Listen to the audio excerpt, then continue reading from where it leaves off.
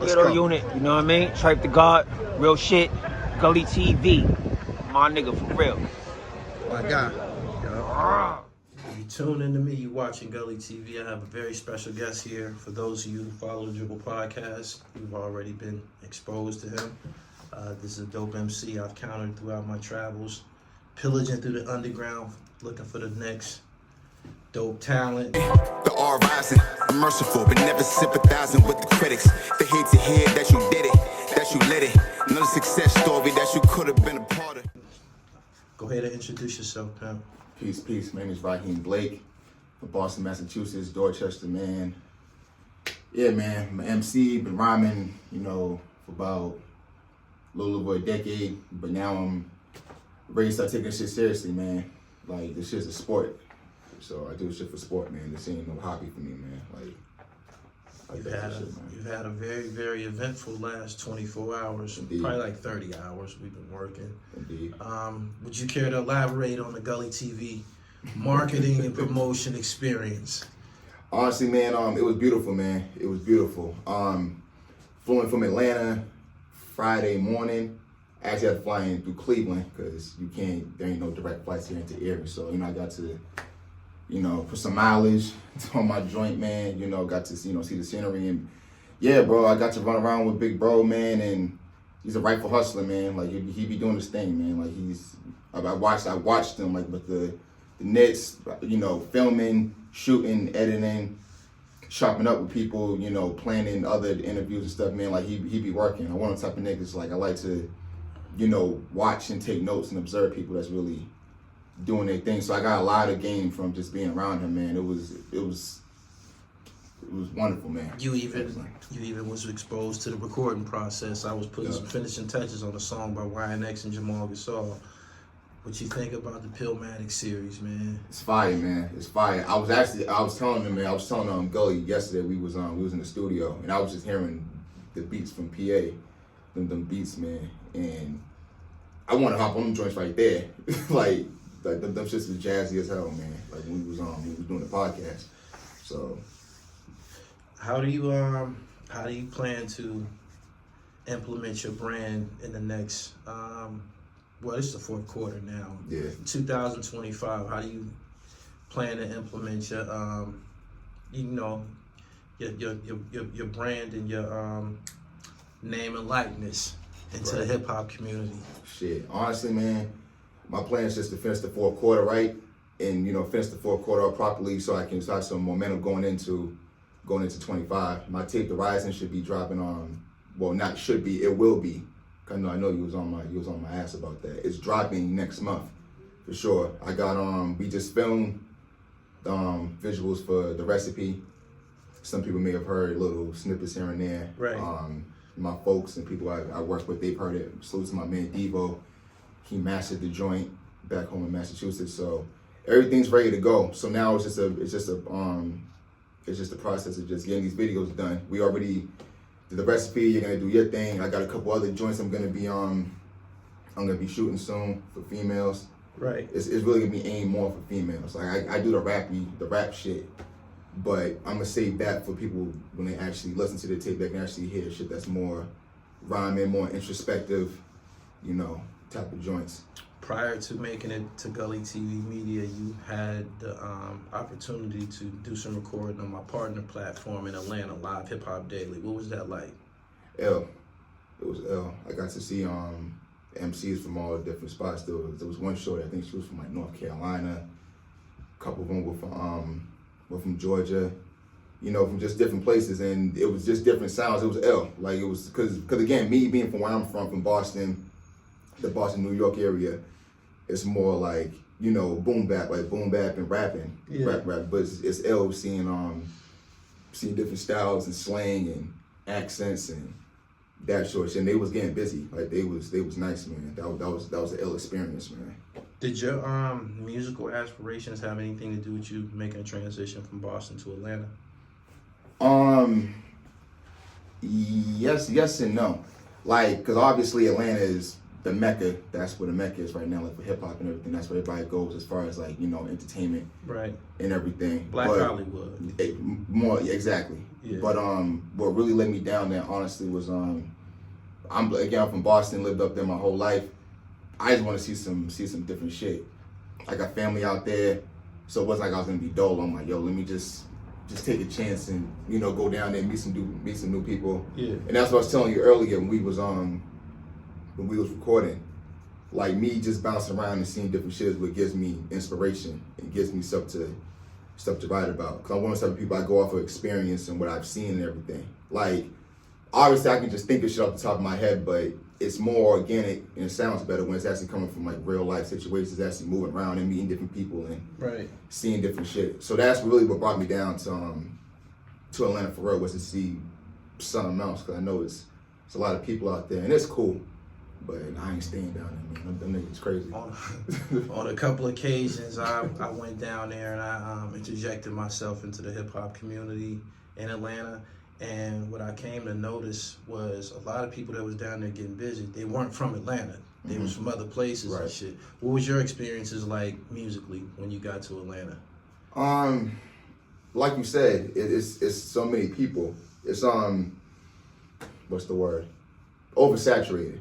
I'll put it like that. Okay. It's really, really oversaturated. The beautiful part about me being down there in Atlanta is it showed me that you really gotta go anywhere to do what it is that you're trying to do. You can do it wherever you at. You can do it at the crib. You can be in fucking Alaska. Like, it don't matter where you at. Like, if you got some talent and you got a plan and you got a team, you can do it. You can do it wherever. And I'm actually anxious to get back to the crib because again, salute to the Sound Lab, my man Devo. They doing numbers up there, man. They doing some good things out in Boston. Boston's like slowly boiling. It's almost like a secret. It's almost like a best kept secret almost. It's one of the type of places where like it's uncharted territory almost. And if we can take advantage of it, it could be a cool place. So we can kind of have like our own thing going. So instead of niggas feeling like you got to go to Atlanta or go to LA or go over here, get it popping in your own backyard. You know, that was basically my experience. Okay. Can you describe the hip hop scene in Boston? I haven't had a chance to, take my brand through there, but I was in touch with Smoke Boga. He was a MC that was popping during the DVD era. He's pretty popular up there. I know the Ed OG and the Bulldogs, I believe they was from up that way. Roxbury, yeah. Okay. Tell me about the Boston hip hop scene. It is the Northeast. I noticed that a lot of the MCs from the city do shows up in that area, the Providence, New Hampshire, and Lawrence Massachusetts area and shit. So what is it like up there? Honestly, bro, the best way to describe it, it's almost like New York City's little cousin almost. Okay. Or like a little brother. Cause we're right there. Like we're literally like, it's like a 3.5 hour drive. Like you leave Boston, you can be in the middle of the Bronx within 3 hours. Okay. So when it comes to slang and sounds, a lot of it, it's almost like Boston almost like adopts it like as time goes on. Cause even like back in the days, like when it came to slang and music, Boston's like the first person to get it. Okay. Or the first person to hear it. So we got a pretty cool scene up there, man. There's a lot of people out there with a lot of talent. I was telling you on your podcast yesterday that some of the best MCs I've ever seen with niggas in my circle. Okay. Was cats that I grew up with. No doubt. And cats that I was around. I think the last person that we really had that was really making noise was Stiz. Cutting Stiz. Yeah. He was doing this thing. Is Millie's from Boston? Cambridge. Okay. Yep. Mm-hmm. Yeah. Okay. That's who I was trying to Millie's. Yep. Millie's. He be doing joints with East and yeah, he's East on. I believe he's on So Raspy with Jadakiss right now. Shit. Yeah. Yeah, right there in Cambridge. Like, yeah, right there, literally 15 minutes outside of Boston, right there in the metro. Right. Yep. I was looking at some videos on YouTube and they got like a gang problem up there. Like they got some what is it, Cape Verdeans or some shit. They up there going buck wild, they body and shit. What's that about? So it's interesting you bring that up. They really just started cleaning the shit up like recently, like in the last like 5 years. For anybody who's not from Dorchester and Roxbury, well, Dorchester specifically, my neighborhood, you knew how it was. Like the crazy part about, okay, you know how in like in LA, Crips and Bloods and that sort of stuff, like you know, people are gang related. Like you might be Crippin' or Bloodin', but you might have cousins that's blood and that's that.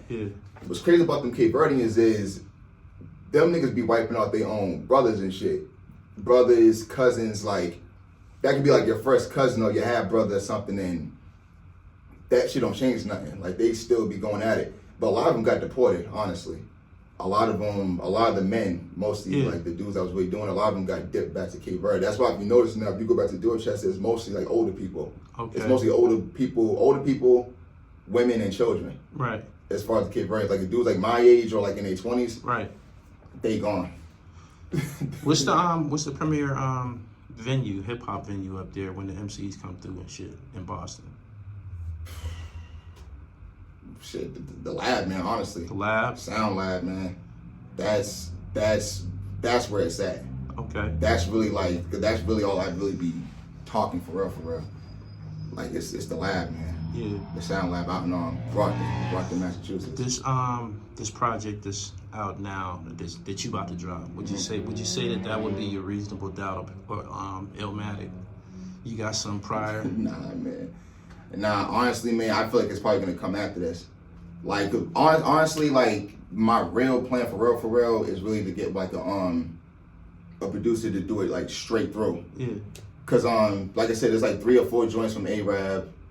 The intro is from my boy Devo, and like a few of the beats from like what's it called? Like Beat Stars and shit. Right. But I want to like really cook up something where it's me and a specific producer right there together, from beginning to end. You might have to take a flight out to the West Coast. That's where P.A. Dre is. P.A. Dre is he's the doctor, man. I'm with it, man. I'm with it. He's the and doctor. Again, that's why working with you. Yeah. I feel like I could probably accomplish that because, like I said, I gotta start making music and making music for my A-lights, and being around people that's on that same type of frequency and chop it up so we can actually do it from beginning to end. So it's not like I'm piecing it where I'm getting this one from this person and getting this beat from this person. So it sounds similar. No doubt. And it sounds symmetrical. Speaking of frequencies, I noticed that most recently, I feel that hip hop and the destruction associated with it has hit a brick wall due to the prosecutors putting a lot of these niggas in jail. Mm-hmm. You know what I mean? A lot of niggas with the deaf music who was living that lifestyle. Yeah. You know, let's keep it real. They was living the shit that they was rapping about. Mm-hmm. They put their ass in jail, and a lot of them went to the fucking cemetery. But as of late, Kendrick Lamar, D1, there's others, have been more so being highlighted for speaking life into their rhymes and shit. Right. When I say speak life, I say that in the spirit of Keith Elam, that's Guru. You know what I'm saying? So how you feel about MCing going back to being uplifting and shit like that and speaking life? That's really why I wanted that, because that's what I represent, honestly. Yeah. Like when you asked me, we was talking about rappers from Boston, Guru had a strong influence on my sound and how I rap the way I rap. Because the way he used to rhyme, it was like, he's one of the few, Nas has that too, but he's one of the few rappers where it's monotone. Yeah. Where you can be monotone and it still sounds ill. Like you're actually listening to what they talking about. Right. That was always really like my thing. Because growing up, I wasn't I wasn't in gangs, wasn't selling dope, little weed here and there, but I wasn't like in the streets like that. Right. I knew people that was into that type of stuff, so I can reference it. No doubt. I know people that was like that, but my thing was really like for, like you said, peace. Yeah. Like guys that's really out doing their thing. That's why it's funny, like me being older now, those are really the ones we should praise, people that's actually being themselves and not feeling like they gotta go do whatever other niggas is into, whether it's shooting, gangbang, and the sad part is that with the rappers now, like you were saying, they actually doing that shit. Because back in the days, a lot of rappers, they're talking about niggas in their crew, niggas they grew up with. They're really telling their stories. We call them studio gangsters. That's what we call them. They might have been rapping about the activities being committed by somebody in their entourage and shit like that. Right. Yeah. But now, Yeah, these niggas actually, these niggas actually serial killers. Like these niggas actually really doing that shit. But and it is what it is. I'm not really the type to judge because somebody got to do it. Like whether you a killer, dope dealer, doctor, union worker, painter, mechanic, like, you know, somebody got to do it. Somebody got to make those stories and tell those stories for people that live those. I mean, it's called duality. I mean, yeah. So it's necessary, but at the same time, there's still got to be some type of flavor, some type of uniqueness to what's going on. I feel like it's slowly coming back because, like I said, Kendrick is headlining the Super Bowl. Yeah. And he did that mainly for taking off the head of the most popular rapper in the game right now. That's how he got on. It wasn't because he put out a Grammy Award winning album or he did this. He brought it back to the essence. It's a competitive sport, and he knocked down the giant. I mean, I believe he not only knocked down the giant, he knocked down the infrastructure. Hip hop had turned into a big great wall of negativity. The most successful rappers was talking about killing. A lot of them niggas is in jail. A lot of them niggas have, been targeted by the RICO cases and shit like that. And others, ended up losing their lives. But it's a new day, and I feel that,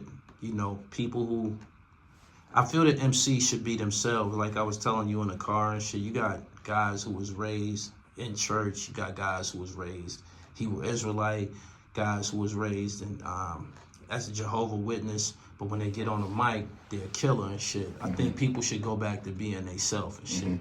You know what I'm saying? For the most part, I believe that when the drill thing became big, when the killer, spin the block shit became big, everybody felt that this is the way to get on. So I'm gonna say that shit too, you know what I'm saying? But I think hip-hop lost its identity when everybody started to do the same thing. And I hope that it returns to originality and shit. This project that you have, that you're sitting on, what's the name of it? How many tracks? The Rising. It's called The Rising. It's 11 joints. And the reason why it's called The Rising, and because it all plays into the cover. The cover for people when you see it, that's my pops. Okay. That's my pops. That's what I was talking to earlier, and we was when we was watching the highlights and shit. Okay. That's my pops. The cover art, that is your biological father? Yes, that's my pops. Fly nigga, man. Had the low on. He was just a fly nigga. So, and again, like he came from that time. Like he came from time when hip hop was at its the glory days, or the what's it called? The golden era. Yeah. The golden era. Right. He was around for the golden era. That's actually why my name is Rakim. He actually named me after Rakim. But it plays into that because he was somebody I looked up to. I still look up to this day. Him and my grandfather, rest in peace. So the reason why I called it The Rising was because I feel like